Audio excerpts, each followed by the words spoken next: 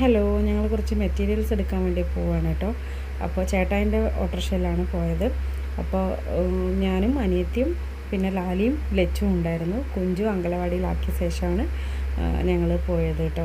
അപ്പം അത്യാവശ്യം നല്ല സമയമായിരുന്നു. 12 മണിയൊക്കെ ആയിട്ടുണ്ട്. അപ്പോൾ നല്ല ചൂടുണ്ട് കേട്ടോ. അപ്പോൾ ഞങ്ങൾ സാധാരണ ഡ്രസ്സ് എടുക്കാൻ പോലെ ദർശനയിലാണ് കേട്ടോ. അവിടെ ആകുമ്പോൾ കുറച്ച് റീസണബിൾ പ്രൈസും അത്യാവശ്യം ക്വാളിറ്റിയുള്ള ഡ്രസ്സും കിട്ടാറുണ്ട് കേട്ടോ. അപ്പോൾ ഞങ്ങൾക്കെപ്പോഴും കിട്ടാറുണ്ട്. എപ്പോൾ പോയാലും നിരാശപ്പെടേണ്ടി വന്നിട്ടില്ല. അപൂർവം ചിലപ്പോൾ മാത്രമാണ് അങ്ങനെ സംഭവിച്ചിട്ടുള്ളൂ കേട്ടോ.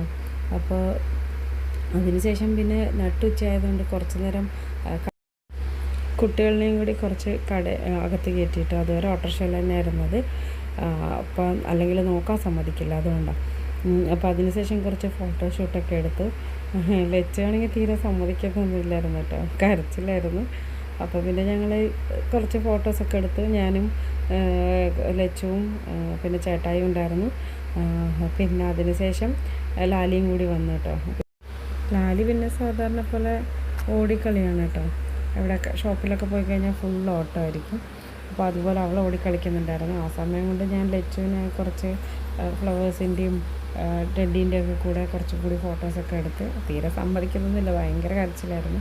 എന്നാലും കുറച്ചെടുത്തു. അപ്പോൾ അതിനിടയ്ക്ക് ലാലി വന്നപ്പോൾ അവളുടെ 1-2 ഫോട്ടോസ് എടുത്തിട്ടുണ്ട്. അപ്പോൾ പിന്നെ ഫ്ലവേഴ്സിൻ്റെ അടുത്ത് പോയപ്പോൾ ഞാൻ വിചാരിച്ചു എന്നാൽ പിന്നെ ലാലിൻ്റെയും കൂടി കുറച്ച് ഫോട്ടോസ് അങ്ങനെ എടുക്കാമെന്ന് വിചാരിച്ച് അങ്ങനെ ഫ്ലവേഴ്സിൻ്റെ കൂടെ നിർത്തിയിട്ട് കുറച്ച് ഫോട്ടോസൊക്കെ എടുക്കാൻ ശ്രമിച്ച്. വലിയ നടന്നിട്ടൊന്നുമില്ല, എന്നാലും കുറച്ച് നോക്കിയിട്ടുണ്ടായിരുന്നു.